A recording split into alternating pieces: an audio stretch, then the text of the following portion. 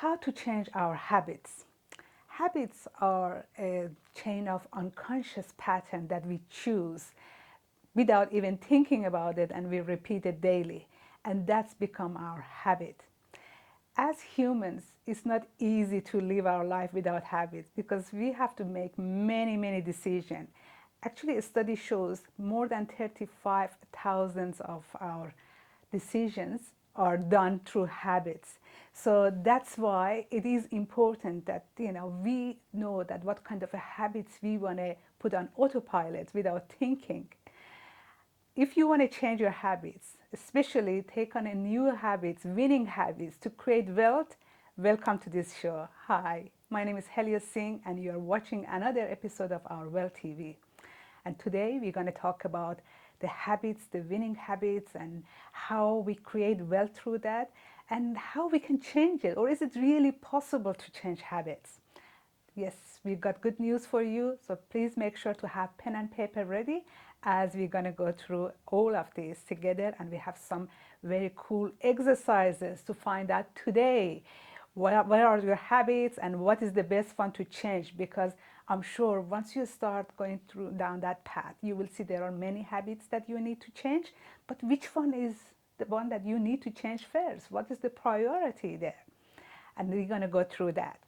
So before you get busy with life, please put a like on this video and subscribe, and even tag it if you want to come back to it later, because this way YouTube is going to show you more of the videos similar to this. That's going to help you through your self-development. So let's dive into it. Hi, my name is Helia Singh and welcome to my show, Wealth Coaching with Helia Singh, the fastest way to build wealth.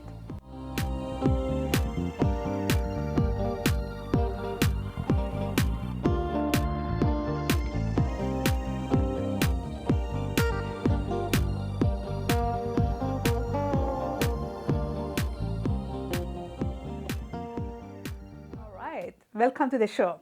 So now, actually, today's show the inspiration was from this book, The Power of Habit by Charles Duhigg. I read this book in 2015, and it really made sense. I highly recommend you to read it because through this book, it's just you will find out about a lot of scientific research that is done through very well-known universities, that about how people really create a habit and how we can change it and how we can become a better person or build a better version of yourself. Because humans are the creator of habits. We make decisions consciously and unconsciously in life, and those actions become a habit, and then we become the creator of our habit. That's why it's so important. If you want to really change something in your life, you have to go back to your daily habit, to your daily routine, and those micro habits. So don't ever underestimate the power of micro habits. I'm sure you all have heard this, that okay, if you want to be successful, you have to be an early riser. You have to wake up early and do this or do that. But if you are one of those people who really don't like to wake up early, or you are more of like a night owl and like to study or hustle and do things at night, obviously you are not going to be receiving this advice very well, because even if you try it a few times, you just said, that's it, it's not me, I can't even function in the morning, and you just ditch it altogether.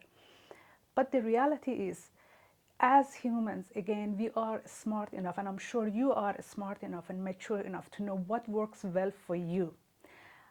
All we can suggest is to go back and read and study the successful people and try to model them and find out, okay, what things that they do that just put them separate to us, to those who are still trying or struggling to become successful.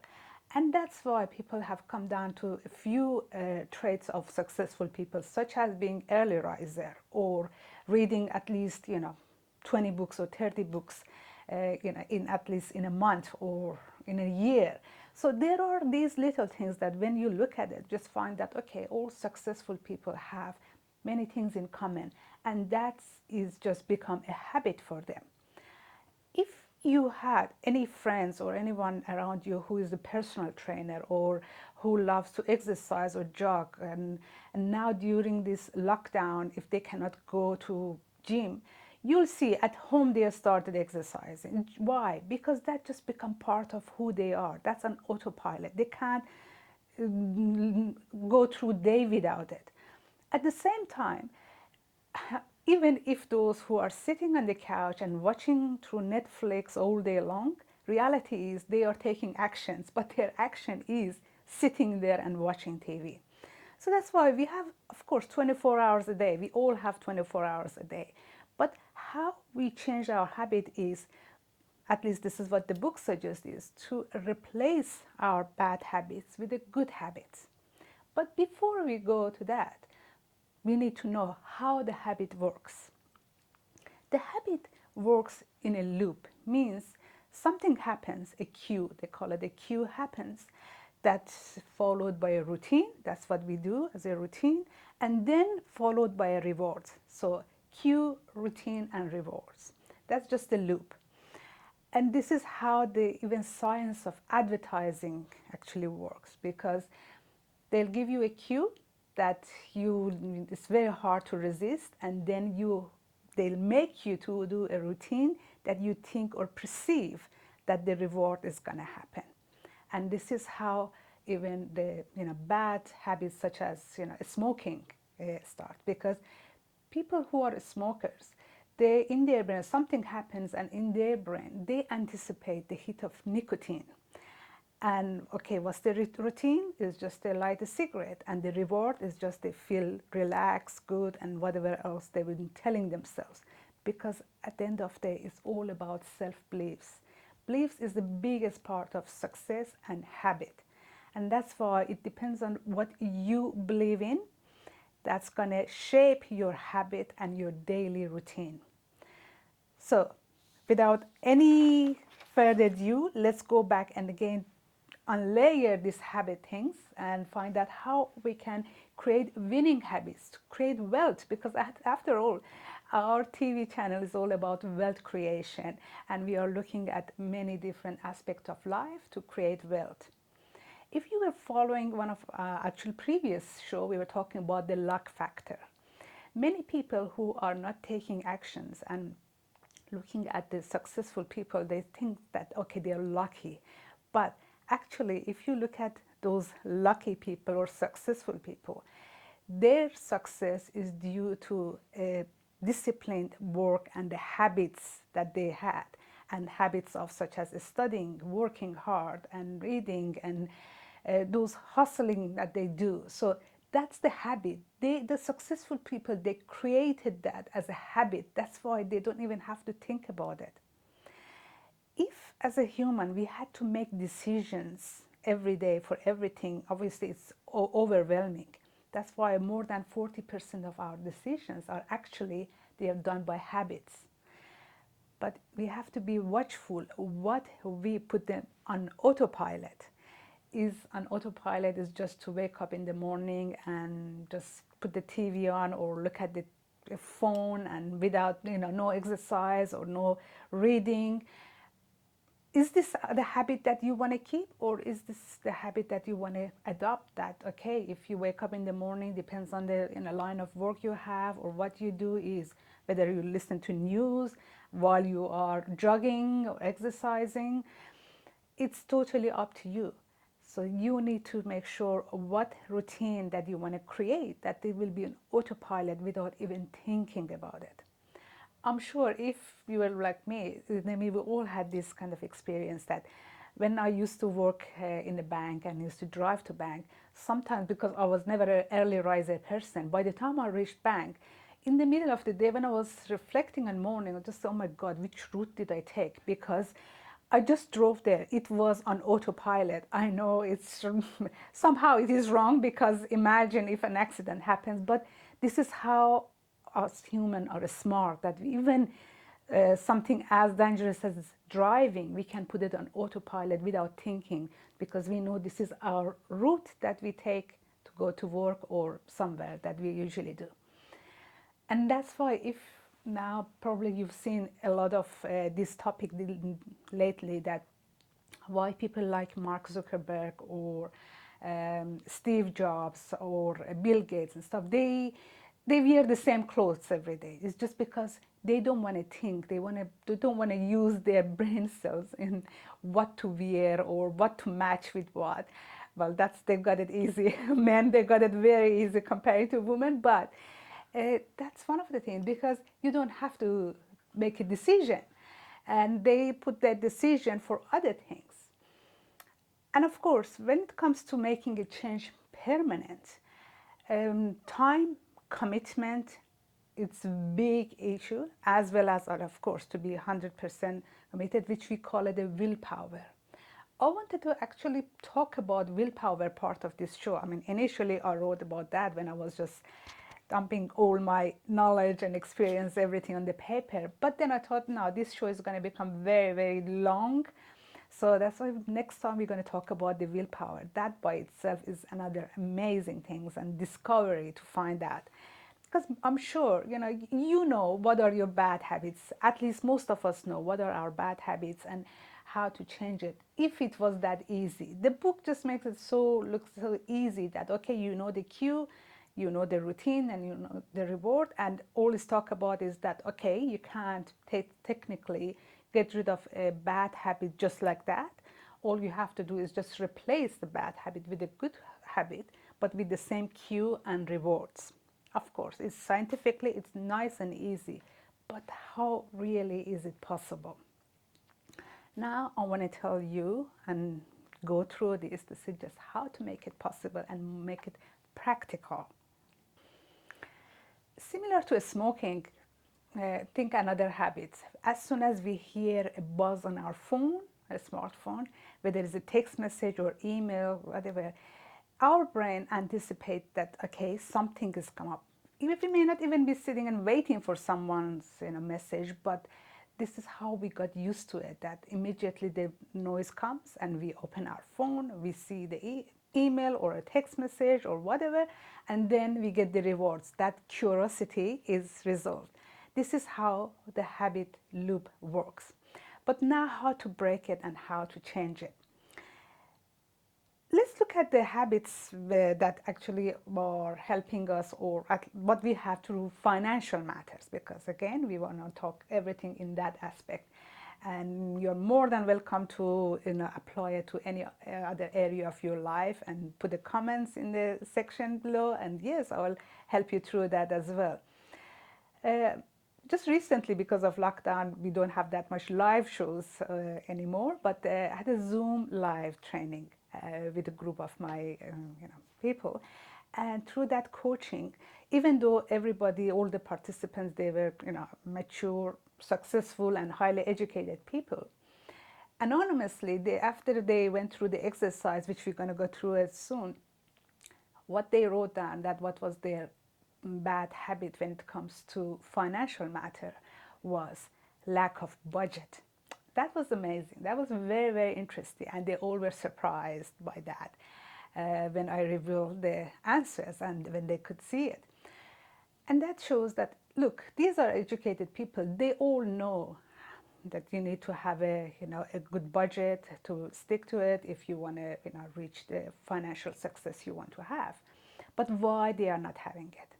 And that's my take, that, okay, with all the respect to Charles Duhigg and this book, that's my observation, and that's what I've added in there, and I think that's going to help you much better. Is, okay, if you want to change the habit, yes, we can replace it with a new habit, but before we replace it, first you need to find out the emotion behind that habit. Why we have that habit. It's not just the cue and the reward. What's the reason behind it? That's a completely different layer of course, this kind of exercise and self-development, because with habits is not something that we do it because, okay, fine, if somebody was smoking because all their friends were smoking, they started smoking. It may seem that way, but the reality is that person was seeking to be part of a group, to be accepted in a group. That's why I started smoking. this is how they become, part of that. Or when it comes to look at the financial matters, if you have a habit of, spending money without even having a budget, or as soon as you see the sale item or sale sign in the shopping, you have that chemical reaction in your brain that you feel good, let's go find a bargain. There is a reason behind it. It's not just about that you are hunting for the bargain. It is something that there was a lack inside you, that lack of abundance, and something that had really drove you to do the hoarding and going and buying things that you may not even need it, and without even having a budget. And so many people who don't have a budget, I found that is the reason is because all their lives, their parents, their family, every time there was always talk of about not enough having money, and they just thought, okay, I'm not going to go through this ever again. I'm just going to go and spend and enjoy my life. These are the real reason behind it, why people having those kind of habits, or the routine that becomes a habit for them. So that's why we need to address the emotion behind that habit, or the actions that we take in life. So how to change it? So many experts advise a divergent from a habit that we have, such as, okay, if your habit is to go to shopping and come back with 10 items that you didn't need to, they say, well, okay, don't go to shopping. Just do your shopping, just write on your list and only order those ones online. So this way you will not be tempted to buy. Yes, of course, that works, but is it practical? And for how long will it be practical? And that's why part of our financial goal setting that we have, there is a course which is a free course. We talked about it, that even if you want to have a small goal, even if you want to save $100, how to set that goal and how to reach it. It's the same things, even if that works for the habit. If you want to create a new habit, okay, how to reach that habit by, especially financially, you can apply the methods in that course, and that will be very easily done. But according to Nathan Azrin from this book, he said, this has got a very interesting, he said he's a developer of habit reversal training. And he says the brain can be reprogrammed. You just have to be deliberate about it. So if we take that, say that, okay, how deliberately you really want to change your functions, your actions, and then therefore your habits, we can do it. So you can go through a reversal training of our brain to undo the things that is already learned and now give it a new things. Because our brain has got 3 sections. We went through this before, but just for those who are the first time tuning into this show, just say that, okay, our primitive brain, which is sitting the hindbrain at the back, that its job is, this only job is just to keep us safe. That's why even as a caveman, when we were cavemen, it's just telling us, okay, this noise that means danger, okay, how to run away from it or how to fight it. So if things that we do daily, our brain say that, okay, yes, you did this and you didn't die, so that means it's not dangerous. And that's why it's easy, and it will tell you that, yes, it's okay, keep doing it. Because your hindbrain hasn't alerted you that, okay, no, this is dangerous, you have to do something about it. But at the same time, if you are even planning to do something good for your life, like self-development, or invest in your learning, or go to seminar, or listen to someone else, your hindbrain will say that, look, this is new, you've never done this before. That can be dangerous because it still hasn't realized whether it was dangerous or not. That's how our hindbrain works. And the same way, if you, let's say you smoke, 1 pack of cigarette yesterday, the hindbrain said, well, you didn't die, so it's okay then, keep doing it. And that's the habit sits there. That's why it's very important to see that, okay, how our hindbrain is communicating with us and how we are feeding to it to see that whether it's safe for us to move or not. And this is how the comfort zone, unfortunately, and to me that's a very bad word because there is no comfort in comfort zone. It actually is a very scary room to live in, because the hindbrain says, well, whatever you did within this area, yes, it was okay, and I approve it, keep going, even if it's not in your benefit in a long term. But because the hindbrain thinks that, yes, this is all it is. So now the question comes back to you. Do you want to operate your life through your hindbrain or your middle brain, analytical, or your third eye? Which one you want to go? Okay, I don't want to go through that subject now because that itself is a completely different show altogether. But I'm just saying, be aware of if somebody tells you it's dangerous, maybe it is only your hindbrain, and you need to elevate your thinking and your brain by listening to what is supporting to your success. So we talk about this, that change requires commitments, time, and strong reason. So if you don't have a strong reason or a strong why, we're going to go back to what we were doing before. Because the reward that we are getting from what we are getting, it's much higher than what we are getting before if we're going to change it. For example, I know it's not going to be a very good example, but just to get you the grasp of this idea. If somebody who is a smoker, and of course we know how the habit works, and now by smoking they get that, why the chance of them becoming heroin addicts or something else is higher? Because once they go for a heroin or something, another drug which is substantially stronger, then the reward is unfortunately higher for them because they feel more high, and they've got a reward there. But from there to go back to smoking is not that easy, because their brain says, well, it's not giving me the same level of reward or satisfaction.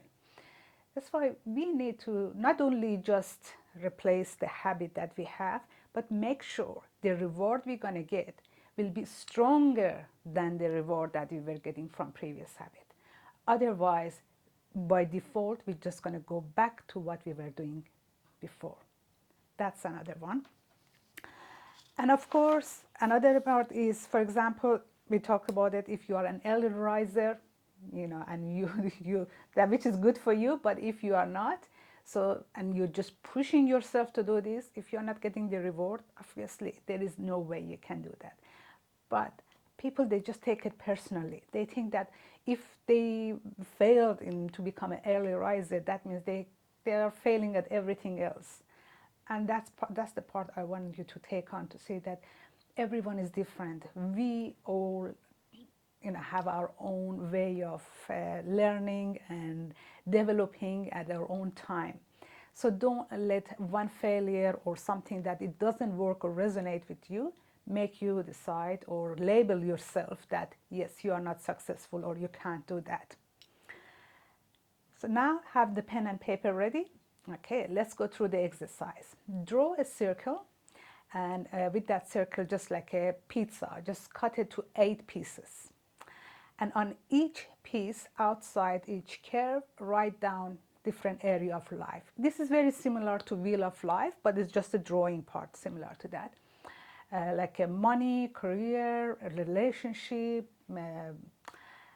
fun, spirituality or religion, whatever you want to call it, different areas of life that is important to you. And on each of them, whatever you want to pick now, you choose that part and look at that. Say that, okay, what are the habits that you have in there? Without any judgment or blaming, just to say that, okay, what is your usual habits in that area? For example, if you look at money, you just write there, okay, the habit is there as soon as you get your paycheck in. Is it your habit to put part of it into your investment account, or is it you just spend from the same account? Again, we are not asking you to change anything. It's just write down whatever you do by default. What is on autopilot? Is it the money comes in and pays all the bad debts and credit cards, or no, the money just goes sitting in the saving account? Just write it down. And once you write it down on each area of life, Then look at it to say that, okay, which one of these habits are you happy in those areas of life? That's another thing. Because see, first we write down the habits, and then we look at it to see which area of life that you really want to work on. Because if you do it the other way around, your brain unwillingly just try to justify those habits that you have. But now, after writing your habits, you just say that, okay, whether I'm happy with what current situation I have, whether it's money or whether it's a relationship or anything. So then it's say, if you are happy, great, write down, okay, what are those habits that you already wrote before this, which is, good, that you felt that this is a good habit that's really helping you. Because in my observation, and after spending more than 1,000 hours with different people, I know that of course, there are, we call it bad habits such as the smoking and stuff, but in reality, we have to find the winning habits and useful habits. A useful habit is more important than just labeling it as a bad habit or good habit. Useful habit is what is useful for you. How is it supporting you in that area?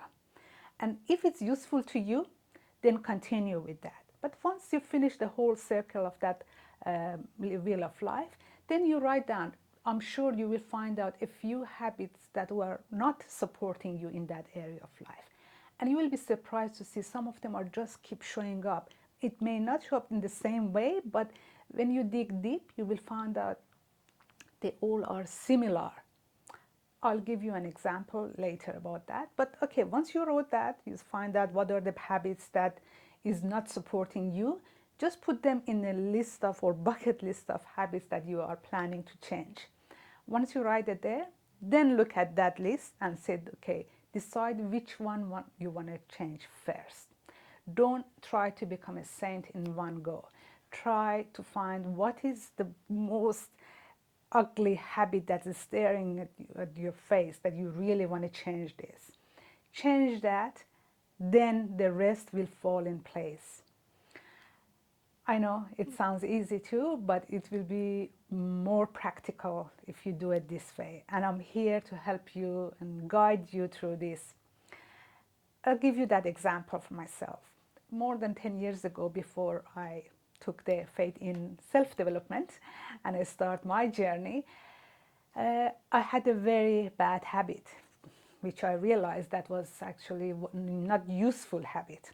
And that was, I was a people pleaser. I couldn't say no. Every time everybody asked me anything, I would say yes, whether it was, okay, can you help me babysit my kids, or can you come do this, or even inviting and anything. So I just say yes, yes, yes, because I didn't want people feel rejected, because maybe in my life I got rejected many times. I just didn't want to have that feeling or inflict that feeling to others.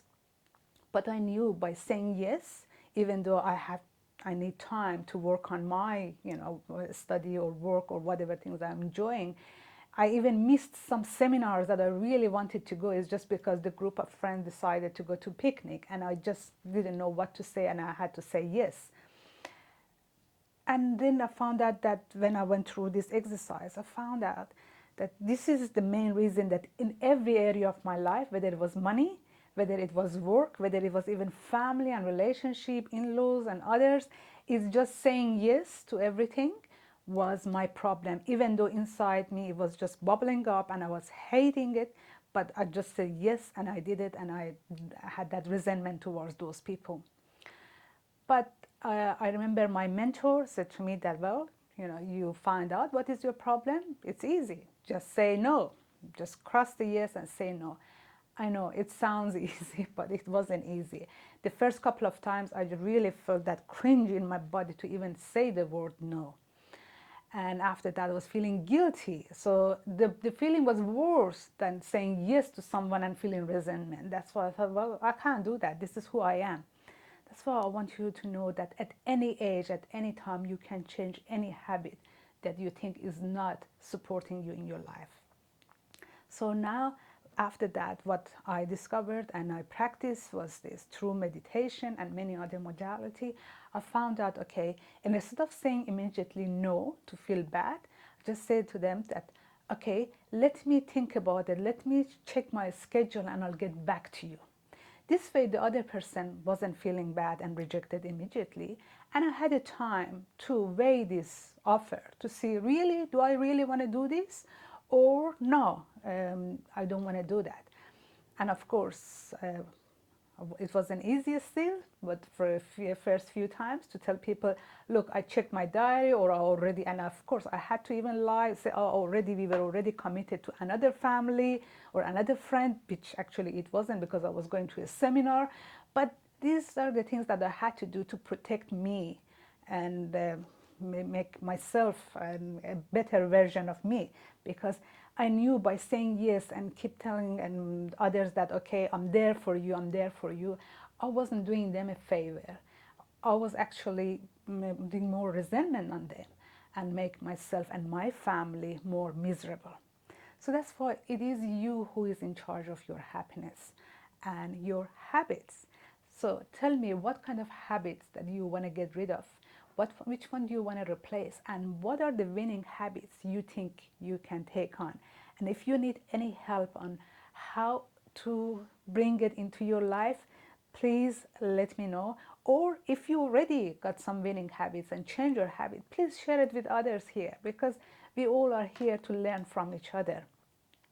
Another way of changing habit is to get the habits and put it, if you already have some other habits, which is you just do it on autopilot, and stick it there, squeeze it between your other habits. I'll tell you, for example, if, let's say, I'm sure most of you who wake up in the morning, you just immediately go to bathroom, brush, quick shower and stuff. So if you first put like even 3 sit-ups or 2-minute jumping or jogging at your own room, you don't have to even go wear a sport outfit and go run around the block or anything. No. At first, you can start doing this by just doing 1 minute or 2 minutes of planks, or again, sit up or some sort of exercise. Just tell your brain that, okay, I want to do it just before brush, I have to do this. By doing that, this is how you build up that routine and that habit, which there will be part of your life, that even in case you'll be so busy that day, or by whatever reason your alarm didn't go on time and you just even had to not even take a shower and you had to go run to a meeting, which I don't advise you to do that. Even if that happens, during the day you will feel something missing in your life. And that was the habit that you already built it for yourself, which was even 1 minute of jogging or plank or sit up. So this is how we create habits. This is how we break the habits, and this is how practically we replace our bad habits with winning habits or useful habits. So I want you to start telling yourself, okay, what useful habits you want to have, rather than labeling it as bad or good. So if you find this show useful, please show your love by liking this show and subscription, and please tag those friends or whoever think that they may need to see this show. Be a good friend. Until next episode, have a happy, healthy, wealthy life. Hi, my name is Helia Singh, and welcome to my show, Wealth Coaching with Helia Singh, the fastest way to build wealth.